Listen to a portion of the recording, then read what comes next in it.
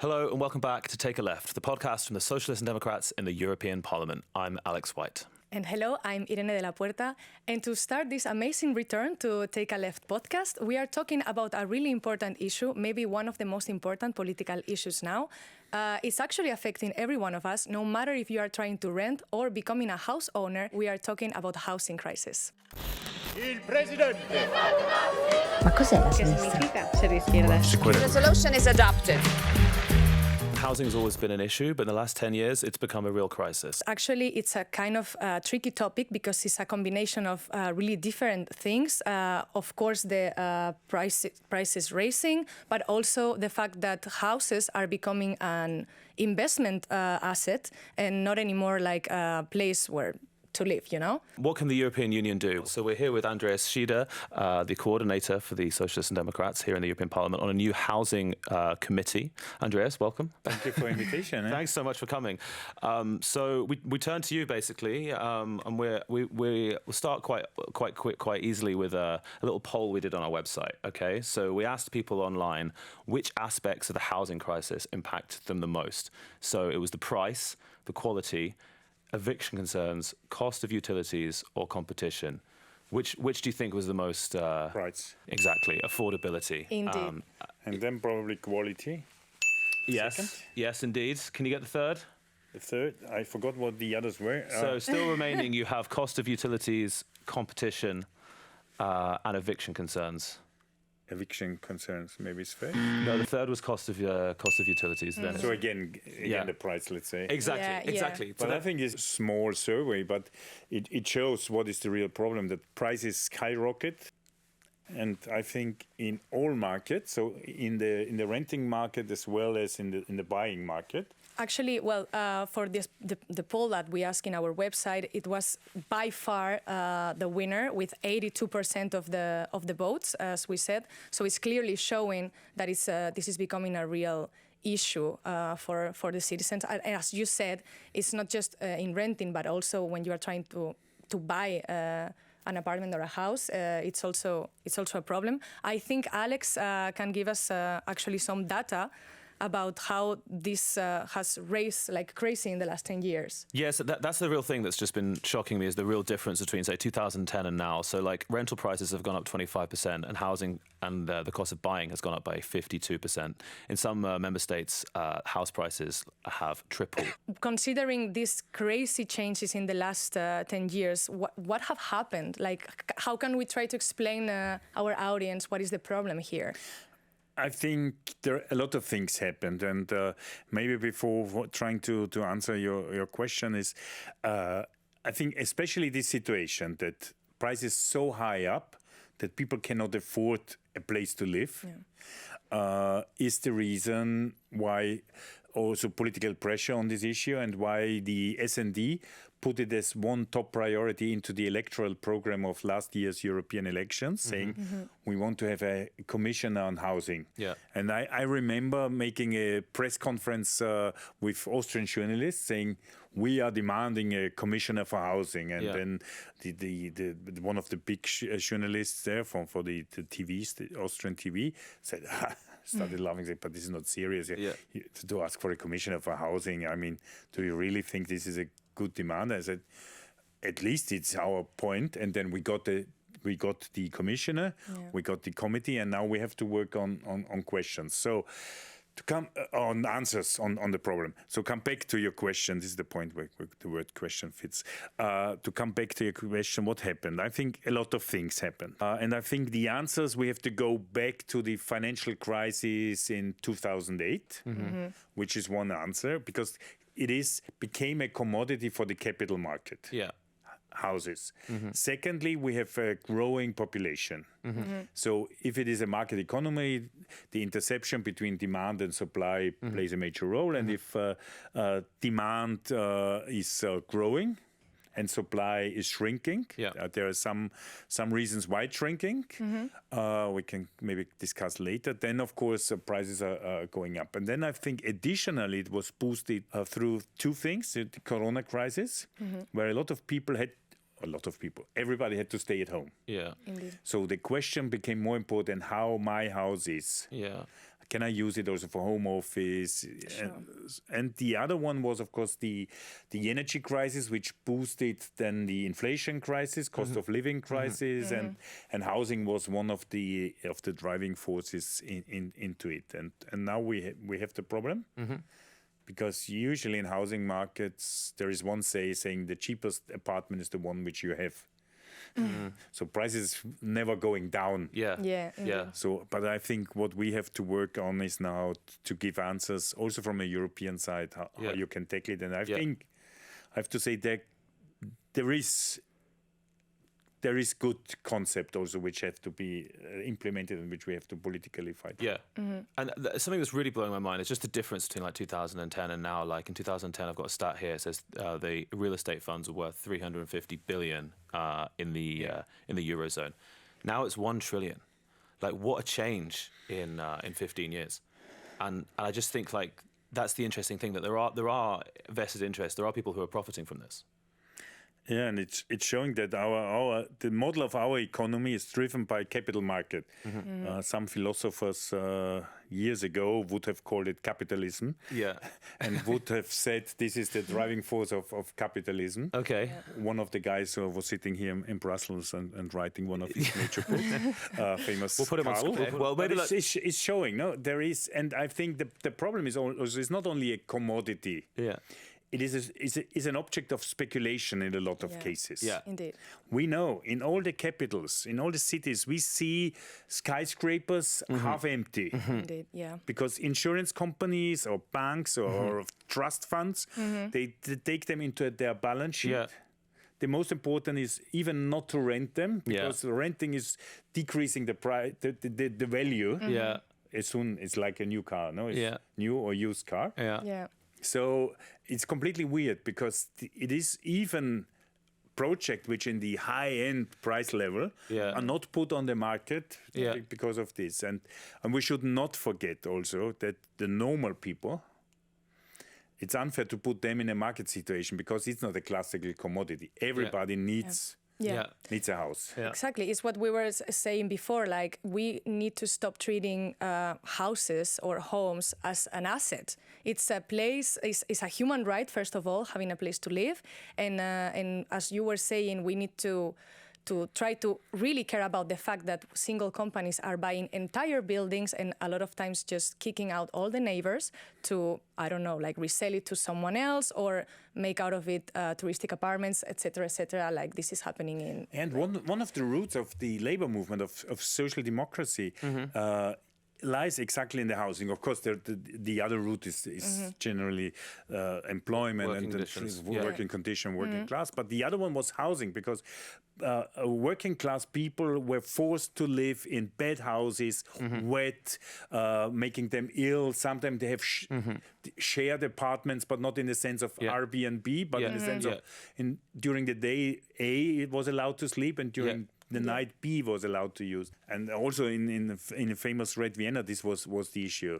To say what people demand is a quality house. And quality means not making you ill, having a window, letting sun, light in your apartment. As we said, light in the apartment makes sun in your heart. And then nowadays, we were going to come to that, but maybe we sort of mess that up and go straight into that. Obviously you're Austrian, and Vienna is kind of an exemption. Like the housing crisis is different in each country. Some, like I mentioned, like for example in Estonia they've tripled, but Vienna's kind of been leading the way. Is there something the rest of Europe can learn? Yes, it is definitely, and I think we found a good model. But also I want to say it's also in Vienna we see the problems. Also on the, let's say, so-called free market prices went up. We see speculation. We see vacancy, which is driven by speculation. We see Airbnb taking away resources. But what the good thing is about Vienna is that half of the dwellings of the apartments are socially background. Around 1/4, let's say, is owned by the city. Classical community housing. Okay. And another quarter is non-profit cooperatives. And then we come to the different factors. because the city also is grabbing a lot of land to take it as a reserve when it is needed to build houses. But that's very different, and we're in, we've been in government on a local level in Vienna for a long time. The left. We're also we're often quite good in big cities. Even in countries where we're maybe not as successful nationally. So what can those cities learn? What can a socialist democrat controlled what can city? they follow from the what can Vienna they do model? specifically? Let's say, yeah.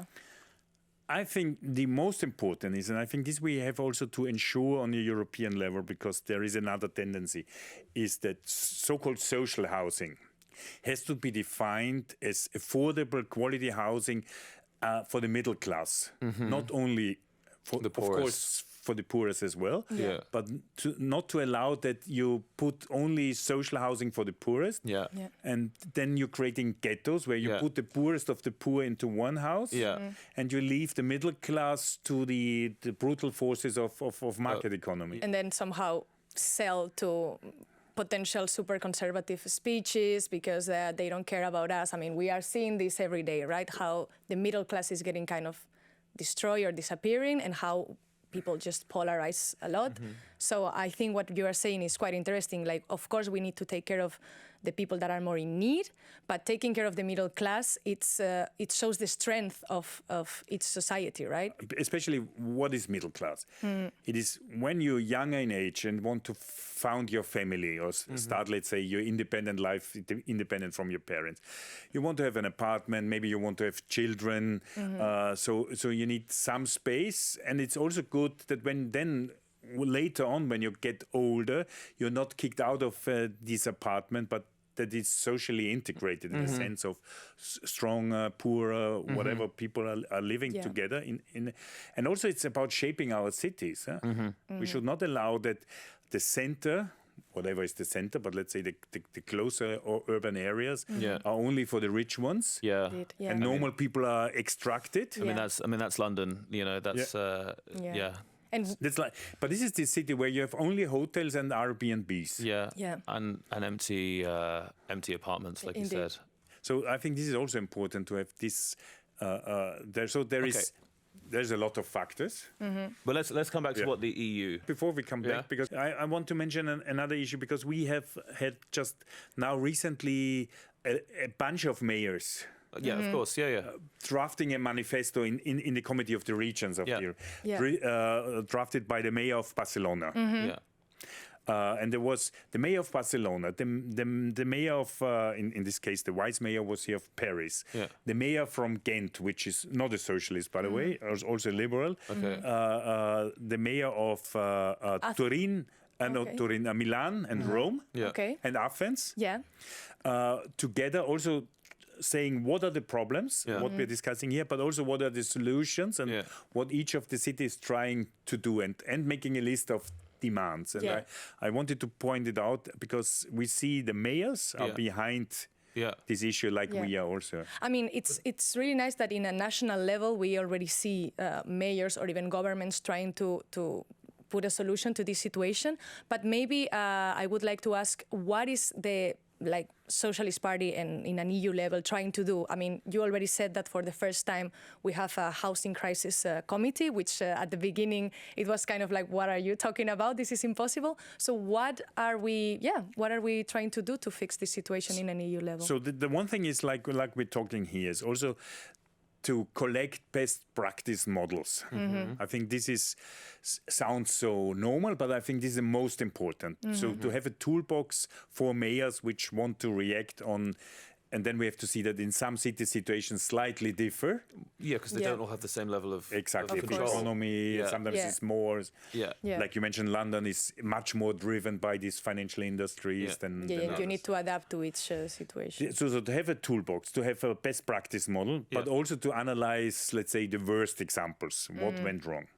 Okay. Develop policies, and then I think the one is money, always.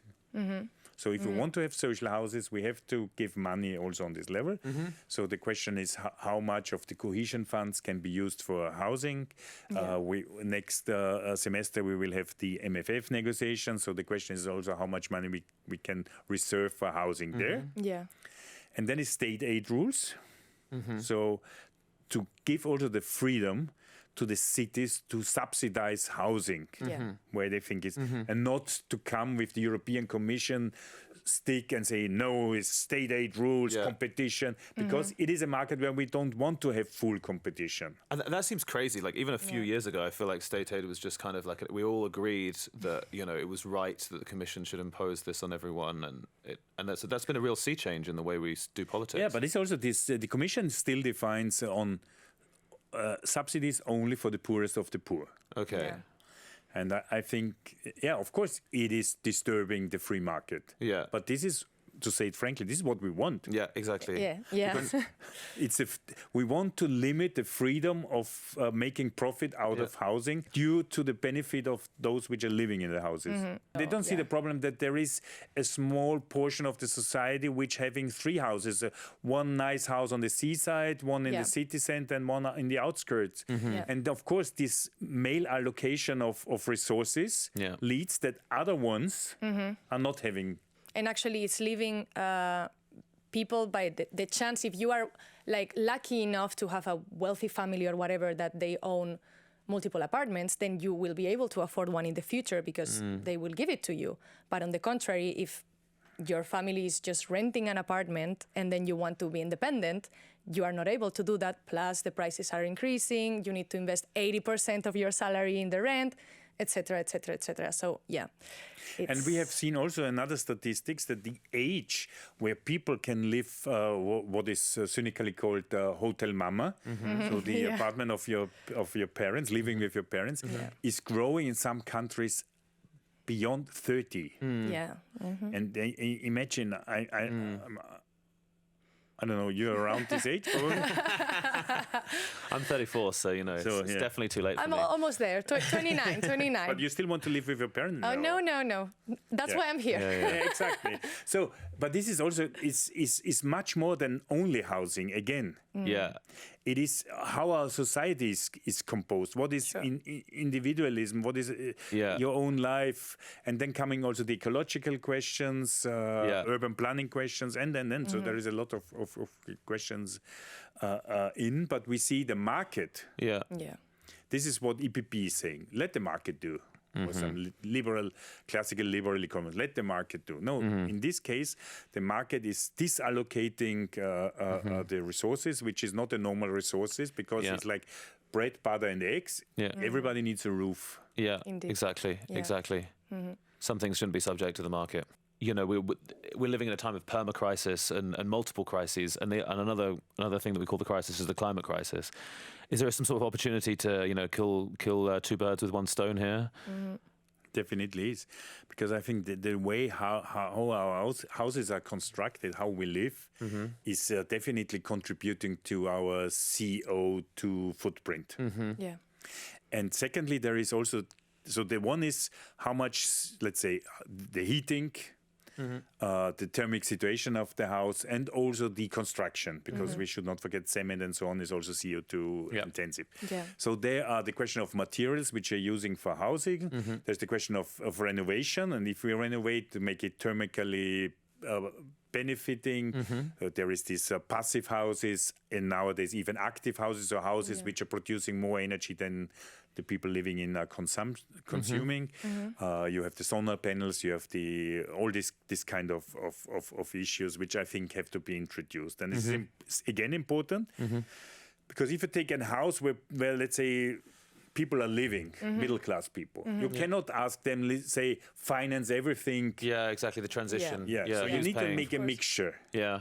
So we finance you. On the other side, also you contribute, because at the end you pay less for your energy consumption. Exactly. But it must be a mixture, and must be that people are staying in. Soft renovation. So not kicking everybody out, making a renovation, and then selling for high prices to other ones. And the second issue is on climate, is also climate crisis is affecting let's say it is initiated by upper class rich people. We know their CO2 footprint is much bigger. But also, they are not affected so strongly because if you have your nice house with a garden, air conditioning, and an air condition, swimming pool, making holidays, Enough holiday house on the space, seaside. Yeah. In Sure. summer, you can go to, and it's too hot, you go to Iceland or whatever. Yeah. While the one which has to live in his 90 square meters, 70 square meters apartment Yeah. with children, and it's getting hotter and hotter in. Yeah. Yeah. Also, they are suffering. So also to introduce this climate issue, I think is very important. And I think that's one of the things we have to do as well, isn't it? We have to sort of socialize the environmental crisis, and certainly in a lot of elections recently, there's been a backlash. But I think if we're able to articulate that point, that it's actually there's actually a good social reason for environmental progress as well, then we can negate that. And I think there is also we are in an economic crisis. Yeah. So we need growth, and we want independent European growth. Yeah. And I think thermic isolation, renovating our houses from single glazing to double and triple glazing. Yeah. There is a huge, and this is also small and medium-sized enterprises which have to do this job. So the power and if we make it companies. wise, it is also the normal people benefiting, having better houses at the end. We have a better CO2, and we maybe created some economic growth also in this place. And maybe it's also a know-how which at the end we could export to other continents. Yeah. Yeah. I think also the US needs some. Sounds like a win-win. Yeah, for sounds like a everyone. plan. Yeah. Sorry, go on. No, just to start finishing this amazing chat, taking into account everything that we have said, we were picturing how was the situation 10 years ago, how is it now? So could you maybe let us know what is your prediction or what you think is going to be the situation in the next 10 years? If we are successful 100% as we want, then I think in the next 10 years, we could have a phase where we invest in housing, understanding this is also shaping the way how we live in the future. So it's much more than only housing. It's also how we work, how we live, free time, and so on. Having a climate which makes it also more integrated, our societies, people talking again to each other, helping each other, and having affordable housing. For this, we need money from the European level. We need clarify that European rules are not hindering cities and other regions to do housing plans.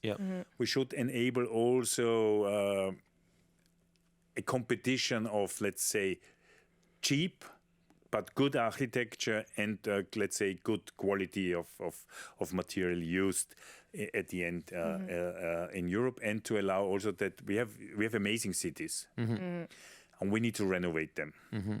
And of course, we have also old cities with amazing architecture, and we cannot put thermic isolation on ancient Roman or Sagrada Familia. But there is also things how we can renovate our cities in the sense that they are relivable again. Now, I think this is the idea where we try to put together here in the House Committee a plan for this, and to give also to push the European Commission together with Dan Jørgensen, our commissioner, also to have money which is directly given to cities and villages. On housing. Okay, great. So we'll just do that then. Yeah. So, That was fantastic. but maybe if one of our listeners have also ideas or best practice or worst practice, we're always happy to know them. Yeah, exactly. Yeah. So they'll. Because a lot of work is also to go and look where it's done good, and go to look where it's done not so good. Yeah, Indeed. great. Indeed. So you're not free yet. We have a little mini Exactly. game for you. Yeah. Just to Because close up this for the opportunity program. to win this S&D Indeed. key ring, Yeah. which says housing is key. Okay, so it's a little quiz. I haven't Exactly. seen the questions. No. Between you and me. So it's really easy. We have there all the You want it. points. You have to want it. It's just to have it a little fun, to close the program. So the questions are not difficult at all. It's just a matter of reply as quick as possible. Okay? So Do you think I couldn't answer difficult questions? you are more than able to reply all our questions. it's You for me. already It's for proved me. it. It's for So me. this is just like the chill part. Let's see if Alex is able to reply those easy questions. So the quickest takes the point. Okay? Okay. Sure. So, first question. What are igloos made of? Ice. Exactly, I knew ice that. blocks. I knew 1 that. point So for you you. get one. Second one, who currently lives in the White House? Trump. Let's go. Third one, where is the Buckingham Palace? London. Okay, let's say it's for Andreas. Let's go. I should have got He's pretty. Yeah. Which famous detective lives at the 221B of Baker Street? Sherlock Holmes. Let's go. That was nationally unfair. The British spirit coming here. Next one. Who lives in La Moncloa? Pedro Sanchez. That's it. Our dear Pedro. Honestly, Pedro. I was not only too late. I did not know. You see, we also learn we're learning things. little new things. Next one. Who lives in the Commission headquarters? Von der Leyen. Uh-huh. Yeah. And now a second mini question, not for a Ursula. point. Would you live there? No. When you're commission president, will Yeah. you live Neither there? I would not want to sleep, let's say, during the night in this Parliament building, and I also don't like the quarter around. Yeah. So Yeah, it's a strange decision, but anyway, yeah. not really your thing. Okay. And then last question. Okay. The ones Well, let's come down to the final one. wins. So who lives in a pineapple under the sea? In the pineapple. It's SpongeBob SquarePants. That was Let's generationally go. unfair. Sorry, no That's keyring the for you. millennial The vibe most answer talking. was to say it was generationally. Yes. No, but I mean, it's a cartoon. Mini point for the millennial well, one. Yeah. Well, but if you want, we can give you anyway. No, the he doesn't get one, Oh, none. you want to keep it for yourself? Where does the Austrian Prime Minister live? Is it? Home in Yeah. Wiener Neustadt at the moment. No, They don't have like a special house. No. Oh, okay. With he has an office. There's an office. That's it. Yeah. Oh, fair enough. Okay. Even the president doesn't have any villa. They just live in social housing in Vienna because it's such a if great. it's a socialist, might be. Yeah. Crazy. Great. Thanks so much, Andreas. Yeah, Thank thanks you. so much for coming. It was nice. Did you have fun? Was Yes, it of nice? course, Did yeah. you Yeah, feel comfy? you'll tell your colleagues to come. And you got the key ring? I got the keyring. Oh, we can give it to him, no? No, Alright, okay. fine, Now next time I'll train better. Exactly. Next time you come again, and then you will fight We for it do. We again. do have like 20 Deal? of them. So yeah. All right, cool. Thanks so much for listening to Take a Left, the podcast from the Socialists and Democrats in the European Parliament. Yeah, and see you soon next month in the next episode. Ciao. Ma cos'è la sinistra? Resolution is adopted.